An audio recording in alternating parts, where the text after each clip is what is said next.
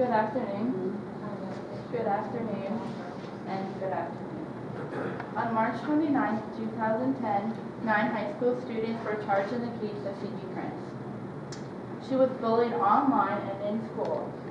And on January 14, 2010, she took her own life. The criminal charges can range from violations of civil rights to stalking. If you're like most teens and young adults, you spend most of your time on the internet, on your cell phones, or on other devices. And the majority of teens and young adults share their lives online. And bullying has followed them online, as in the case of Phoebe Prince. After experiencing this and researching this topic in great detail, I have realized how prominent and traumatic it really is. According to the National Crime Council, almost half of all American teens experience cyberbullying. Cyberbullying is the use of the internet, cell phones, or other devices to spread embarrassing or threatening things about another person. It can be in many forms, have many consequences, and can be prevented. Now let's talk about the many forms that cyberbullying has. The most common one is threats, such as making sexual remarks, posting comments on Facebook or MySpace, or posting photos. According to iSafe, a safety organization, in a survey in 2004 of middle school students, 35% of the students said they have received threats, and 21% said they have received threatening emails or text messages. Researchers say that the victims of cyberbullying are more likely to have fewer friends in school and to be more lonely. Girls are more likely to become victims or participate in cyberbullying, usually between the ages of 12 through 17. One of the many motives for teenagers and young adults is to gain attention by their classmates,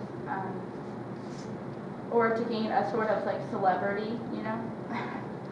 And teenagers and young adults love to make others feel inferior by using the internet. The internet has caused relationships and to be more of abstractions and commodities because it's not face-to-face, so they don't think the consequences when they're posting photos or how they'll affect the person. And another form of cyberbullying is called proxies. It's where they'll get other people to do their dirty work.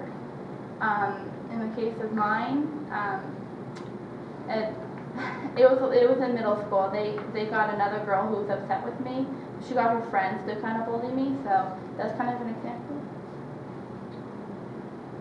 Now that I've talked about the many forms, let's talk about the consequences. Many consequences for a victim is severe emotional distress. They experience anger, frustration, embarrassment, humiliation, and many of these emotional stress can lead to even disastrous effects of including suicide. And for the bullies themselves, as I said, they don't take the consequences, but now they are on a federal level. Many of these parents of the victims do lawsuits, and they do get sued, and they can spend many years in jail. And the bullies themselves have to live with the guilt if these victims do commit suicide.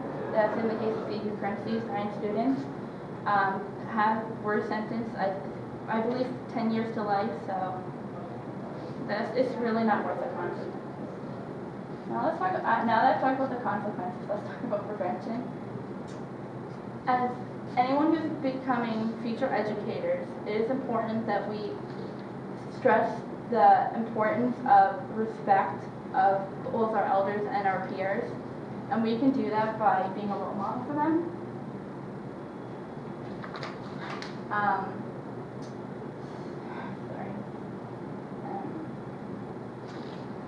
And we need to spread awareness by getting schools involved. It's kind of hard because many of the instances do happen out of school.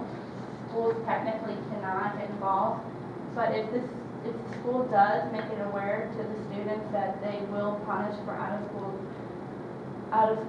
you know, I don't want to say peace, but that's very important too. In 2009, a California representative made it a federal crime to embarrass, harass, coerce, or harass another person by electronic devices. In conclusion, cyberbullying is a topic that does need awareness, and as young adults, we can help spread awareness and stop cyberbullying.